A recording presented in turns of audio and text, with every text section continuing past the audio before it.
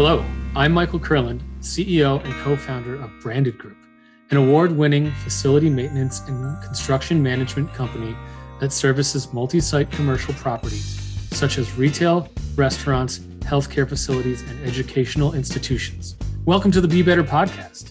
Each week, I interview thought leaders from a variety of industries who will share their stories and the lessons they learn as they strive to be better for their clients, partners, employees, and their community. Are you ready to be better?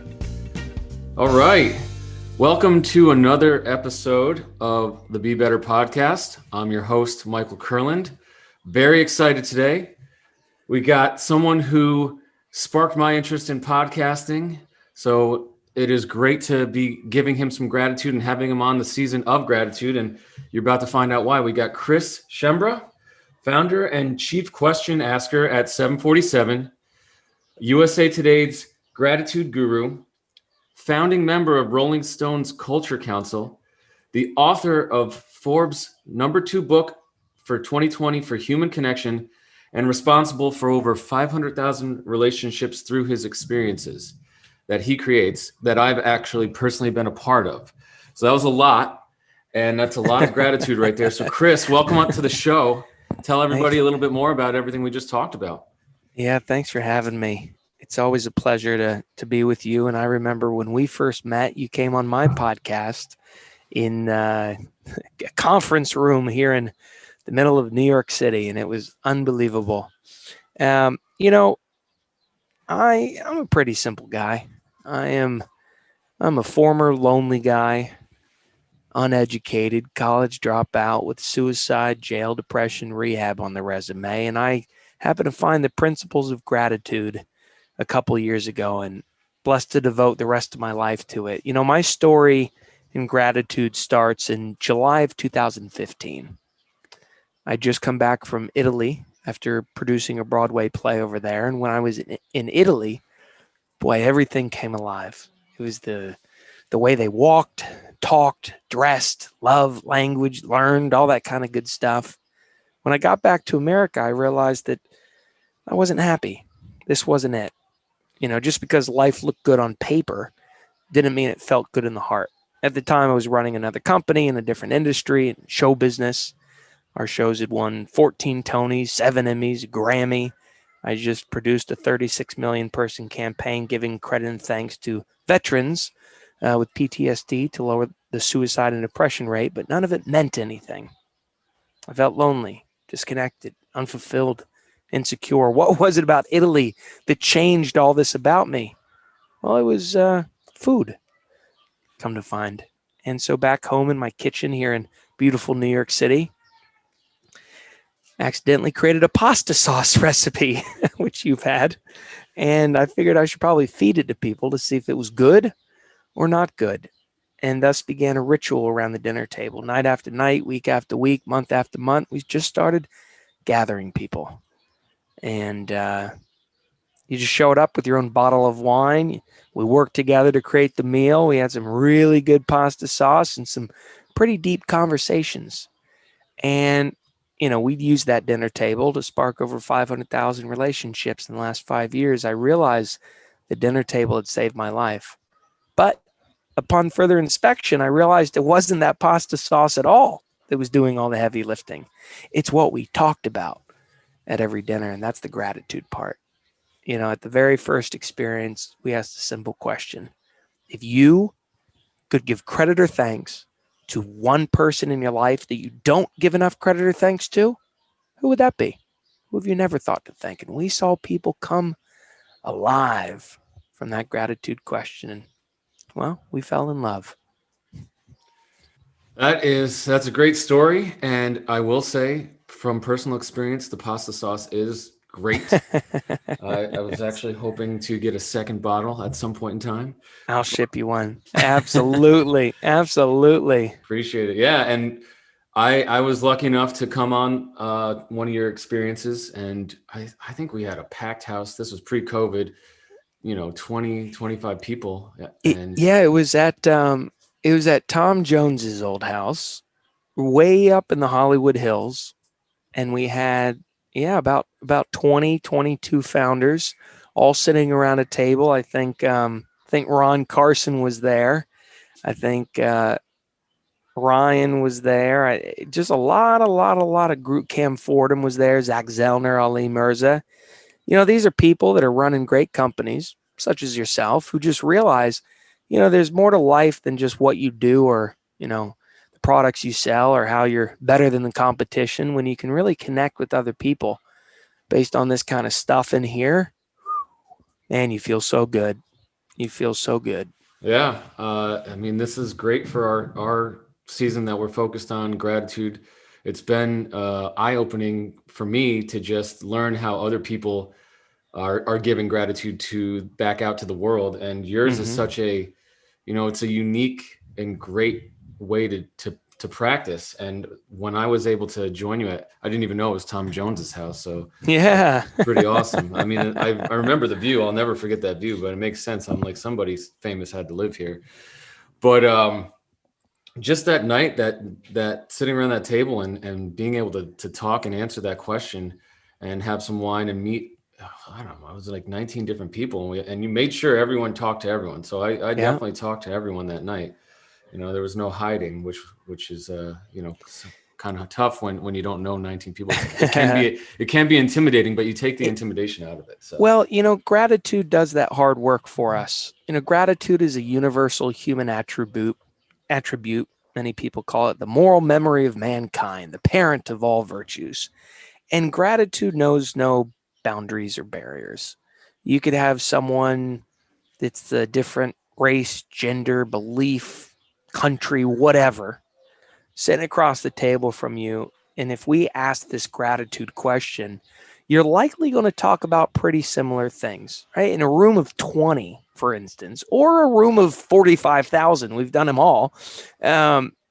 If you are answering this gratitude question, if you could give credit and thanks to someone that you've never thought to thank, you're likely just going to talk about a mom, a dad, a dog, a grandparent, a friend, a teacher, a stranger, someone who hurt you, someone who helped you, and everything in between.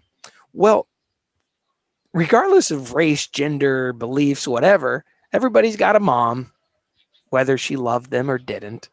Everybody's got a stranger who either helped them or hurt them. These are all universal things. And so you can use it to bridge divides. You can use it to connect people that, God, I don't know what to talk to with the guy next to me, but gratitude helps you find serendipitous moments of connection. And that's how you build long-lasting, loyal relationships. I agree. It's been ever since I've moved out here, practice of gratitude. It just changes your perspective for what you may or may not be going through, right? You can either be a victim or a victor to your circumstances.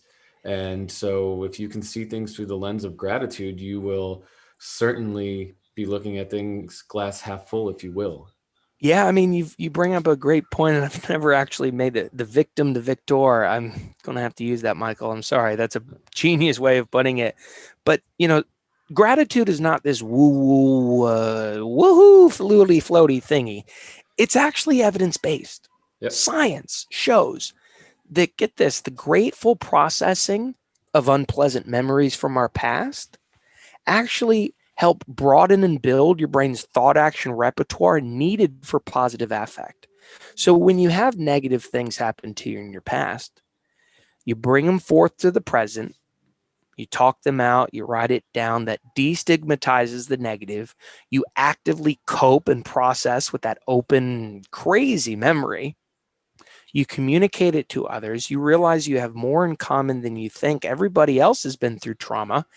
And then you get to turn that into hope, pride, optimism, self-confidence, the resilience needed to get through your next tough times. It's resilience. It's grit. It's enduring personal resources that's built from that victim to victor mentality. Yeah, and I think that night at that dinner table, I said I would give thanks to my ex-wife because I wouldn't have moved to California and started this company and be on this journey I'm at if she hadn't done, whatever she did and led to us getting divorced. I wouldn't be here. So how could I not be thankful? I mean, in a roundabout way for that, right? And that's, like you said, bringing that to the forefront, and then having, like you just said, like having other, I think a lot of people feel alone and ashamed in the stuff that's happened in their past, and knowing that there's other people out there that are relating to what they like. For example, getting deep here, and it's not, I have gratitude for where I'm about to go with this, but my dad was an alcoholic for my entire life. And to younger me, when I was growing up, 12, 13, 14, 15, I thought I was the only kid in the world that had an alcoholic father. And I didn't want anyone to know. I was ashamed that my dad was an alcoholic. So I didn't tell anyone. And then as I got older, I was starting to develop some of the side effects of being the child of an alcoholic, which was a lot of anger towards everything. And I was about in my late teens, early 20s, and I found this group called Al-Anon, and I started going to Al-Anon, and I realized there's other people out there just like me. There's other kids, there's other wives, there's other, spouses that are dealing with alcoholism in their lives. And it made me feel not alone. And I was very grateful for that, because I felt so alone and so ashamed for so long. And then now I can obviously openly talk about it on a podcast, right? So, I'm grateful for that, and grateful for bringing those, like you said, bringing those bad memories to the forefront, and being a victor instead of a victim. Yeah. Thank you for sharing that.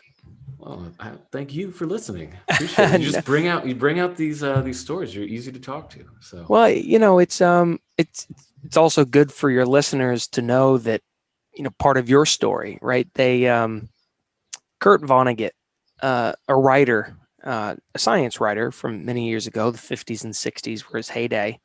He actually found that in narrative storytelling, it's actually great to reveal the protagonist's vulnerabilities early in the story arc, so that they can build the protagonist up to be the hero at the end. Now, don't get me wrong. I'm not advocating that we make you the hero. I'd rather you be the guide.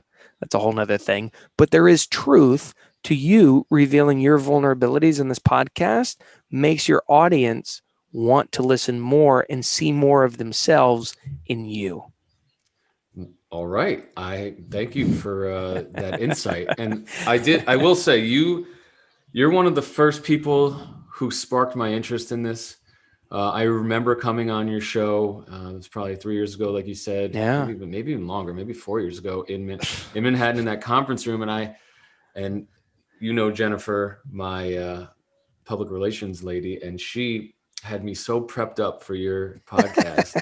And I walked in with this stack of notes, and you were like, "Put those in the garbage, man. You're not using those." So I was like, "All right, this is cool. This can be free fun." But anyway, I digress. The point of what I was saying is, I decided when we thought, "Hey, we can do a podcast," I decided I have to do it from a vulnerable point of view. Like I have to be authentic and vulnerable, or what's the point, man? What's the point of just being a guy just talking? Nobody's going to care. That vulnerability invites others to create an emotional attachment. And when you can help others emotionally connect with something, they feel less alone. But you have to go there yourself, which you just did, which I completely applaud. That took a lot of courage to get vulnerable when you're the one, who's supposed to say, "No, I got this. Let me be the question asker. Let me do this thing." You just brought so much connection to your audience. And if you're listening or watching this, this is Michael. This is, what you see right here. He's a man. He's not a man behind a curtain. He's not a product or some industry leading service. This is the guy. And we know that people buy from people, not from companies. Agreed. I've been asked that question so many times. What's Branded Group's secret sauce? Not to get off topic, but I always tell them it's me. People want to buy from me. Like in sales, you want to buy from who you like. You don't want to buy, we all sell the same thing for pretty much the same price. So what's the difference maker? You want to buy from me, or you want to buy from my sales team, so. And that's what and then that's the next part of it is when you can have your sales team feel as emotionally and psychologically safe as you feel right now revealing their vulnerabilities, and they create that type of emotional attachment to your customers on behalf of you. Look, Google found in their promotion to emotion study, customers with a strong emotional tie to your brand buy more, promote more, demonstrate more loyalty. I mean, are literally 5 times more likely to consider purchasing, 13 times more likely to purchase, and 30 times more likely to pay a premium. You just admitted pretty much everybody in your space is selling the same thing, doing the same thing across the board. Well, what if you could make them want to pay more because you've created that type of emotional attachment? I mean, Michael, you're not the only person in the world that, and you know that had a troubling childhood. Eric Erickson, who came out with a wonderful 7-stage psychosocial model of human development in 1958 and then again in 1963, showed that the things that happen to us, whether we're 18 months old, 2 to 5 years old, 5 to 12, those kind of things, they're so common that you could build an entire model about it. Most people have gone through some kind of trauma in those years, but gratitude and mindfulness in the world of positive psychology are the only 2 things that can have a lasting benefit after a positive psychology micro intervention to overcome that malnourishment from your youth. And when you, Michael, can create that type of healing and growth through community with your clients, whoo, that's it. That's it. Everybody wins in that situation. I feel like I am taking a crash course in gratitude right now. you know, like all your numbers and your stats. It's very informative, and I Well, we do, appreciate it. man. I'm a, for better or for worse, I'm a focus equals growth kind of guy. I'm an aim small, miss small kind of guy. I wear the same pants with the same shirt. I mean, not the exact same. I own 30 of the same shirts, 10 of the same pants. I'm a pretty simple dude. I just have this North Star that I just aim for, and that's gratitude. And it's not like the rosy, woo woo gratitude is all this positive shit. It's like this other hidden shadow aspect of gratitude, and doing that in community. I don't know nothing about bits and qualms, and I don't know the shit in tech language, but I know gratitude. That's all I got. I'm with you, man. I would fail miserably as an IT guy, but That's all right. You know what you do? Here's what you do. You are so good at hiring the best people for the job around you, even if they voted against you, and empowering their success. That's what makes a good servant leader. And gratitude is what makes the best of servant leaders, right? Gratitude makes you humble. It's acknowledging the benefits and the value you've received from others. And that humility isn't that you think less of yourself. It's that you think less about yourself, or not that you think about yourselves less. It's that you think less about yourselves. And so when you can do that and hire the best people around you, you grow things. I learned that lesson early on.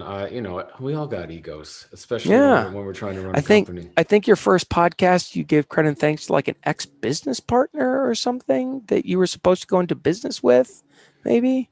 What, on your podcast? Yeah. Yeah, There's it some was my guy. ex-boss. Yeah, my Yeah. ex-boss. Because he taught me everything I know about this business, and without his help, learning and growing, I would never be here. I never thought I was going to Oh, be an entrepreneur. I thought I yeah. was going to work for, the Mike Kurland of 2007, I guess, was, on this different trajectory. I was going to work for someone. I was going to be a company man, it's going to gain the little extra puffy weight that dad. I was gonna have the dad bod, I guess, and I was gonna have the 2 kids, and I was okay with all that, right? And then a lot of things happened, and this guy shaped me to Moses Carrasco. He shaped me to understand business a little bit more and understand our business, and where I could. I guess he saw what I didn't see, which was people wanted to buy from me. People like buying Yeah. from me. So he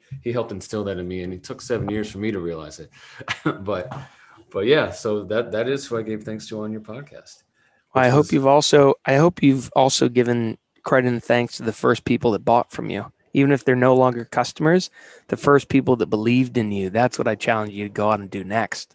Well, funny story. The first person that bought the first work order we ever received was from a person that ended up working for us, and so she had a job for. So I guess I've thanked Emily Alcantara numerous times for that first work order we ever received. You know, that there's an interesting model to that. When you're so good as a vendor that the client ends up wanting to work for you. You know, my friend Carrie Siggins has a phrase for the opposite of that. She calls it pay to quit. If someone is unhappy in her organization, she's the CEO of a great group out of Denver, out of Colorado called Stone Age Tools, a couple hundred employees, does a great thing, has a great podcast. And she says if someone's unhappy, she will literally pay for them to quit. She will literally pay and help them in their recruitment and their LinkedIn search and their resume writing and everything in order to quit. My friend Claude Silver does the same thing at VaynerMedia with Gary Vaynerchuk. My friend Dwayne J. Clark does it in Seattle. Dwayne's got about, 2,600 employees. He's a great client of ours. We produced a 3-day conference for him a couple weeks ago, an entire 3-day gratitude conference with Amal Clooney and Abby Wambach and Whoopi Goldberg and all these great things. And at the start of his conference, he's been doing the conference for a number of years. He stood up in front of his executive team. He invited 150 of his executive leaders out of the 2,500 person organization. And he looked at them and he said, my goal of this conference is for you to be so epically inspired, so empowered, so courageous that you want to quit this company. If you wake up so much that you say, my God, I shouldn't be here anymore, I got to go out and do my own thing, he, Dwayne J. Clark, will personally pay for or connect or whatever the resource they need for their next opportunity. He will provide it. First time he did the conference, 5 of his executives quit. He was happy about it. He was happy about it. Wow. But he wants to make sure that the people work for him that want to be there, that know they belong, which is why gratitude helps us realize the values that we also care about, and it helps connect people through those values, that community.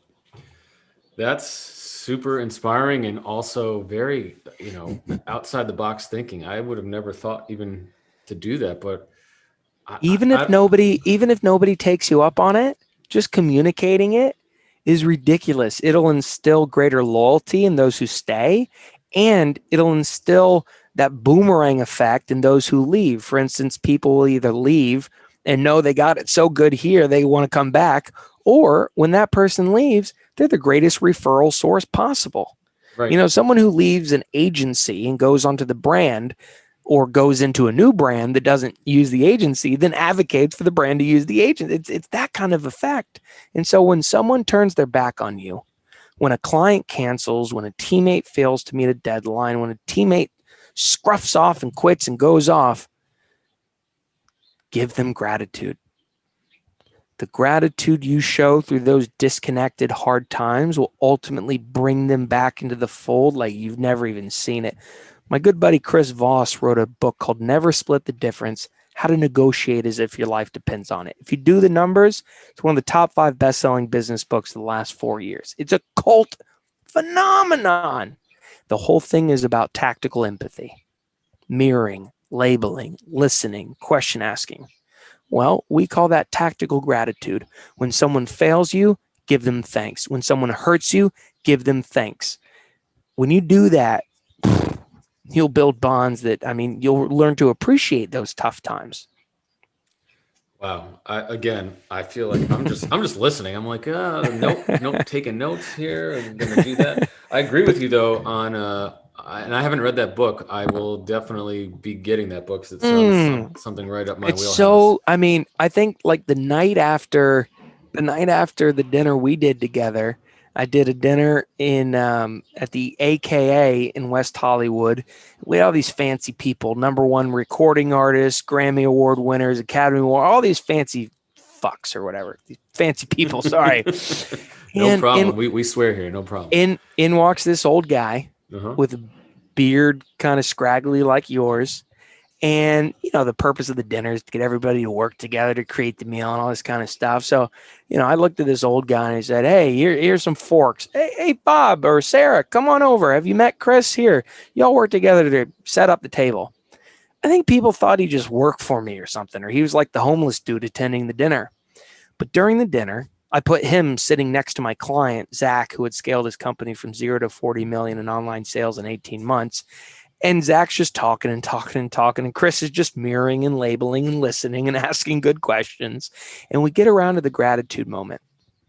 And a guy that I'm sitting next to, Matt Stafford, who had a big TV show in Australia. He's a global DJ, all that kind of funky stuff. He says, I'd like to give credit and thanks to the whole table. He says this, I'd like to give credit and thanks to this book that I read the other week. I mean, it really changed my perspective on everything. It's all about negotiation. Blah, blah, blah, blah, boom, boom, boom. Never split difference. Blah, blah, blah, blah. I'm looking at him like, wait, does he realize he's sitting 32 inches away from when he doesn't, does he? I said, what was that author's name? He said, I think it was a Chris guy. I said, was it Chris Voss? He said, yeah, that's him. I said, he's sitting right across the table from you. Life changes. I look around. Everybody sits forward. I say, raise your hand if you've read Never Split. Blah, blah, blah, blah. Every hand went up. Wow. That's how good the book is. Well, that's I got my Audible credit the other day, so we know what we're getting now. Yes. And I think the sales team will also be reading it. But and take his master class. Okay. The like masterclass.com. Uh-huh. He does a whole masterclass on there about negotiation. It's great. Freaking phenomenal. Old New York FBI dude. Okay. I have masterclass. I've been working through the chess guy. I can't remember his name. Yeah. I've been trying to get better at chess. That's been part of my pandemic education. I've worked my way up to not terrible to kind of terrible. So yeah. Well, yeah, I'll check Chris Voss out. That's awesome. Very good book. I'm excited about that. So this has been amazing, Chris, and you're just so easy to talk to. This conversation. I haven't even asked you a question. Like we're just free flowing, which is what you want to. You're doing your thing. We're connecting. That means a very good thing. Anybody can write down 10 questions and answer, hire an intern to ask it. Anybody can do that. You know how to connect. That's what makes you so successful and relatable. Is that you know how to connect to people and roll with the flow. That's what's up. Thank you. I will let the audience know though. We usually have 4 or 5 questions pre-prepped so that we can just keep the show flowing, and the guest usually picks those questions. And Chris told me on the prep call, I'm not picking any questions. You're going to try and do one free flow, and I was like, no, I don't know if I'm ready to do that. And he didn't pick any questions, so here we are. You know what? 30 minutes later. It's awesome. I learned that from my buddy Cal Fussman. And I'll tell you a brief 2-minute story if you've got the time. Cal, we got time. I first met Cal. I remember the day. It was November of 2017. I'm sitting in the audience of a conference room in a hotel in downtown LA. To my left floating around is Jeff Bezos. To my right is Novak Djokovic. And right in front of me is Kobe Bryant. Wow. He's talking about creativity. He had just written and then produced and animated his now Oscar or Academy Award winning film, Dear Basketball, his love letter after he retired. And everybody's enthralled by Kobe Bryant, absolutely changing everybody's life. I'm not. I'm looking at the short, fat little dude with a shirt that kind of looks like that with the bowler cap on, interviewing Kobe Bryant. And this man it's like he's got 80 Post-it notes floating around his brain. And every time Kobe says something, he programmatically inserts one of those Post-it notes and keeps the thread along down the lines of creativity. He didn't know where they were going, but he knew how to keep it on topic. And that was Cal Fussman. Cal Fussman was editor-in-chief at Esquire magazine, New York Times bestselling author, spent a week with Muhammad Ali, fought Julio Cesar Chavez, spent 10 years traveling around the world with no money, living on people's couches. The dude is a legend. And I got to meet him. after that conference, and he flew to New York, spent 8 hours with me for a day. And we got woo like this. And he used to have breakfast every day with Larry King, with breakfast every day with Larry King, every morning in Hollywood. And Larry would just eat Cheerios. And everybody would come to his table and they'd listen and learn from Cal and Larry, and they just held court every day for 7 years. Wow. And one of the biggest things Cal taught me over the years, and I even read about it in Alex Benayan's book, The Third Door. He said when Alex was writing that book and he was interviewing Jessica Alba, Cal said, don't take your notebook. Go in there and just connect.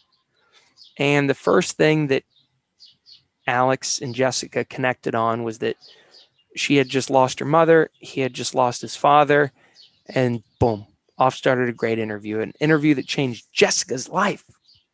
You're not going to change people's lives by asking pre-programmed questions. You're going to change people's lives by hearing what they're talking about and either diving deeper into that or presenting some contrarian, inversion, contrastive question to make them go, what? Like our favorite technique we do, this inversion technique, is when someone says, I'd like to give, for our gratitude question, I'd like to give credit and thanks to my mom, or I'd like to give credit and thanks to my older sister. I always looked up to her. I always was inspired in her. She always believed in me. Well, then you see what my body language is doing? I always looked up to my older sister. Well, we'd flip that script and change the body language and say, when do you think your older sister looked up to you? You can't do that on a notebook. You got to do that from the heart and the soul. So, and you're very good at it. So, Well, thank you. I appreciate that. I'm learning on the fly that I don't need pre-programmed questions. No, so just be you, dude. Yeah. Be you. So I do want to ask you this question though. You did write the book, the number 2 book for 2020 for human connection. I think that's important to touch on because I've read the book and it was fabulous, but I think the audience needs to know a little bit about it because I think it's important for people to read this book. We know that systems are the solution. Michael Gerber proved that in the number 1 book recommended by Inc. 500 CEOs, The E-Myth Revisited. I mean, you said it earlier, you hire people and let it grow. That's where I learned that early on. Systems are the solution. Well, we just happen to have invented an evidence-based proven framework that guarantees positive emotional transformation within a positive psychology microintervention. That was, before the pandemic, that was around the dinner table. And we had a proof that at our 18-person dinners, if less than 6 people cried, 33%, if less than 6 people cried, we considered the night a failure. People say, why would you want them to cry? Well, those are tears of transformation, overcoming limiting beliefs, overcoming guilt, shame, regret, fear, whatever. And I don't have to wonder if someone had a transformational moment if I actually see them cry. Now, look, our clients, by the way, are chairmen and women of Fortune 10 companies, global CEOs, CMOs, CTOs, COOs, everything down to mom and pop shop owners. These are high-powered people that just feel like they got too many decisions to make and they just need a good hug and a good cry and someone to let them know you belong. Everything's going to be all right. So we took that whole system and we put it into a book and we started selling it. And if you like reading, go to, Amazon or whatever, just type in Gratitude and Pasta, the secret sauce for human connection, and read that book and then do something about it. The first thing we say is pick a date. Pick a date, work backwards, invite people, and then show them an experience they'll never forget. Obviously, if you have trouble doing that, reach out to us and we'll work you through the process. But no, it's there for you. It's a proven framework. We've used it to spark over 500,000 relationships around the dinner table. It's guaranteed to provide a positive emotional transformation. Through the pandemic, the dinner tables ripped away from us. So we had to focus deeper on gratitude as the star of the experience. And so, what we do now in our virtual gratitude experiences looks a little bit different, but the impact is the same. I mean, it's guaranteed. 99.998% of the people we serve virtually in 2020 reported some form of positive emotional transformation. The only 17 people that didn't, their words, I keep using these words, were guilt, shame, regret. How have I never thought to thank my mom? How have I never thought to thank my dad? It's too late now. Well, they had to acknowledge those emotions, and then they get to go do something about that, because gratitude isn't just about paying it back. It's about paying it forward as well. And that upstream reciprocity of gratitude, it's contagious. It's giving. It's literally rewiring your brain, and will help you, guaranteed, build better relationships, feel more humble and honored inside. Not happy. Fuck happiness. We are not in the business of helping people become happy. There's too much shit that goes bad in life. But humility and feeling honored and developing resilience and grit, that's what's for sale. I like it. I like everything you just said. Fuck happiness. You can't control that, right? You can only make yourself happy first, and then until you can make yourself happy, you can't make anybody else happy. That's my motto. But I like that. Chris, this has been great. I really appreciate you taking the time to come on the show. I feel like like I said, I thought I was pretty well, adept to being in the business of gratitude, and you just took me to school. So thank you for the master class on gratitude. Of course. If the audience wants to get a hold of you, how can they do so? They can email info@747club.org. Michael will put that email address in the show notes. If you have heard anything that you agree with today, we encourage you to reach out. If you feel lonely, hungry, starving for some type of connection in this crazy world that we're living in, reach out. On top of the virtual gratitude experiences we produce for our clients, we also host a virtual gratitude experience for our community, our friends, our family, once a month. So reach out. We'll invite you to the next one as our guest. You're just going to meet amazing people. Literally, you'll just meet great people. And reach out. We can't wait to get to know you. And I can attest from my own experience. It's great. So audience, please reach out. Mm-hmm. Well, thank you so much, Chris, for coming on the show. And audience, until next time.